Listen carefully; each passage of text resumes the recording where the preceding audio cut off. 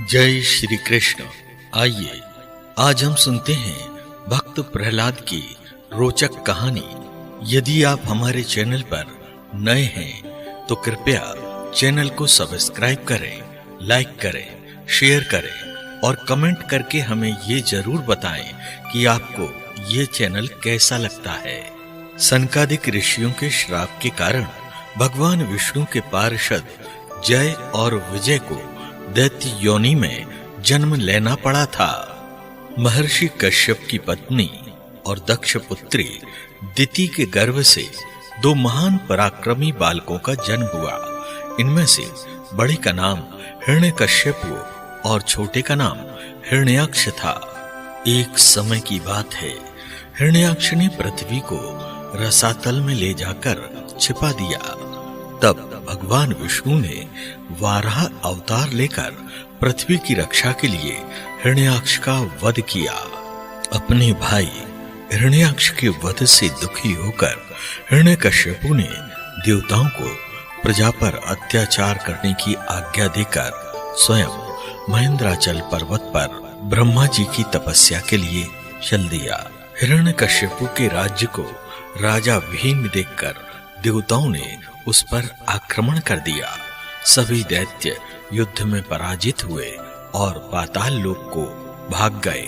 देवराज इंद्र ने हिरण्यकश्यप के महल में प्रवेश करके उसकी पत्नी कयाधु को बंदी बना लिया।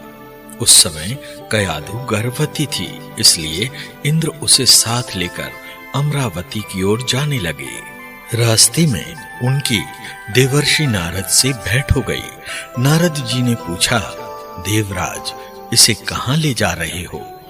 इंद्र ने कहा, देवर्षि इसके गर्भ में हिरण्यकश्यप का अंश है, उसे मारकर इसे छोड़ दूंगा। यह सुनकर नारद जी ने कहा, देवराज इसके गर्भ में बहुत बड़ा भगवत भक्त है, जिसे मारना तुम्हारी शक्ति के बाहर है, इसे छोड़ दो। नारद जी कयाधु को अपने आश्रम पर ले आए और उससे बोले, बेटी तुम यहाँ आराम से रहो जब तक तुम्हारा पति अपनी तपस्या पूरी करके नहीं लौटता। कयाधु उस पवित्र आश्रम में नारद जी के सुंदर प्रवचनों का लाभ लेती हुई सुखपूर्वक रहने लगी, जिसका गर्भ में पल रहे शिशु पर भी गहरा प्रभाव पड़ा।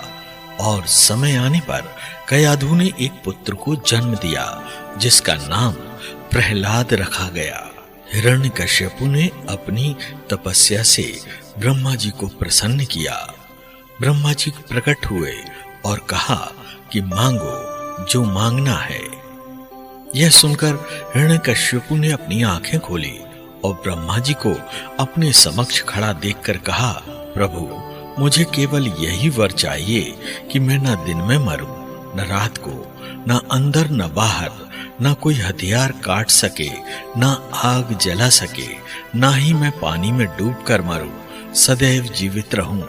उन्होंने उसे वरदान दिया और हिरण्यकश्यप खुशी खुशी अपनी राजधानी लौट आए। एक दिन विद्याध्ययन कर रहे प्रहलाद को गोद में उठाकर हिरण्यकश्यप ने कहा, बेटा तुमने विद्याध्ययन से जो भी बातें सीखी हैं, कुछ अच्छी अच्छी बातें हमें भी बताओ।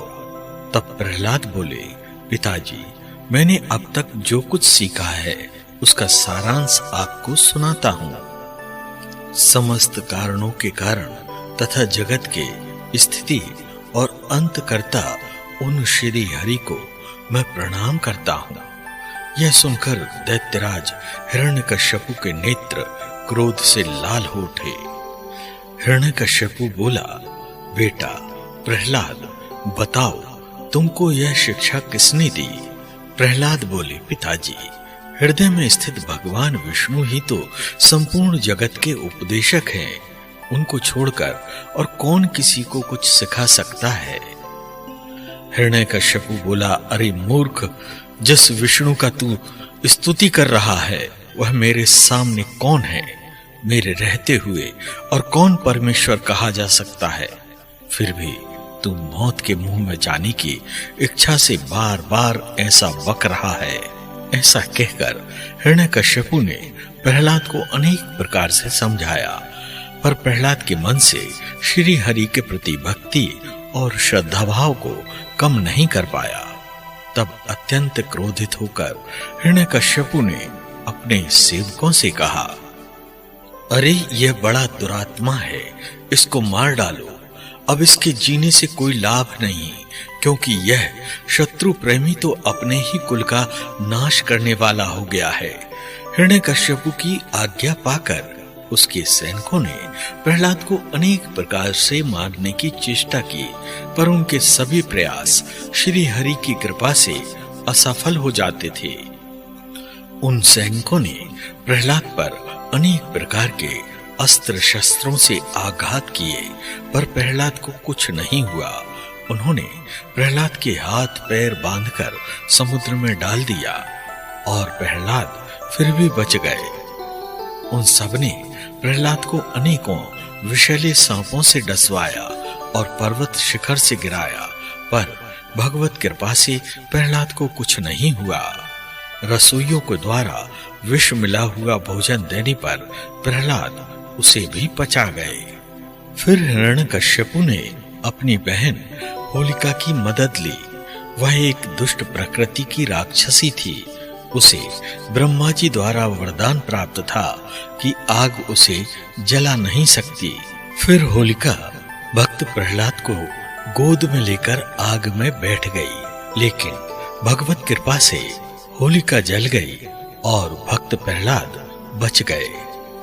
अपनी बहन होलिका और भाई हिरण्याक्ष के बाद हिरण्यकश्यपु भयंकर क्रोध में जलने लगा और सबसे पहले भक्त प्रहलाद को समाप्त कर देना चाहता था। इसके लिए उसने गर्म लोहे का एक खंभा तैयार किया और भक्त प्रहलाद को खंभे से लिपट जाने को कहा। भक्त प्रहलाद ने ओम नमो भगवते वासुदेवाय नमः का जाप करते हुए खंभे को अपने सीने से लगा लिया और भगवान विष्णु की कृपा से वह खंभा अपने आप ही शीतल पड़ गया। यह देखकर हिरण्यकश्यप को बहुत क्रोध आया। उसने भक्त प्रहलाद को उसी खंभे से बांधने का आदेश दिया और मारने के लिए अपनी तलवार निकाली और उसकी तरफ बढ़ने लगा और बोला, आज तेरी मृत्यु निश्चित है।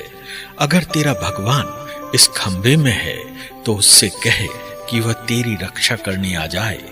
और जैसे ही हिरण्यकश्यप ने भक्त प्रहलाद को मारने के लिए तलवार उठाई, अचानक एक जोरदार धमाका हुआ और खंभा फट के चूर चूर हो गया और उस खंभे से भगवान विष्णु नरसिंह अवतार में प्रकट हो गए। उनका आधा भाग सिंह का था और आधा भाग मनुष्य का। उन्होंने हिरण्यकश्यप की तलवार को तोड़ दिया और हिरण्यकश्यप और भगवान नरसिंह के बीच कुछ देर तक युद्ध हुआ। भगवान नरसिंह ने हिरण्यकश्यप की सारी शक्तियों को नष्ट कर दिया, जिससे उसका घमंड चूर चूर हो गया। फिर हिरण्यकश्यप को अपनी जांघों पर उठाकर महल की चौखट पर रखकर शाम के समय अपने तेज नाखूनों से चीर दिया और उस अधर्मी राक्षस से इस पृथ्वी को फिर से मुक्त किया। हमारा मुख्य उद्देश्य इन कथाओं के माध्यम से हमारे बच्चे अपने पौराणिक चरित्रों को जान सकें। इसके लिए आप इन कथाओं को बड़े साउंड बॉक्स में लगाकर पूरे परिवार को सुनाएं और इन कथाओं को सुनकर चिंतन कर अपने जीवन में लाभ उठाएं। हम श्रीमद् भागवत की ये कथाएं बहुत ही संक्षिप्त और सरल आपको दे रहे हैं। आप इन्हें अपने दोस्तों में शेयर करें और सनातन संस्कृति से लोगों को परिचित कराएं। जय श्री कृष्ण।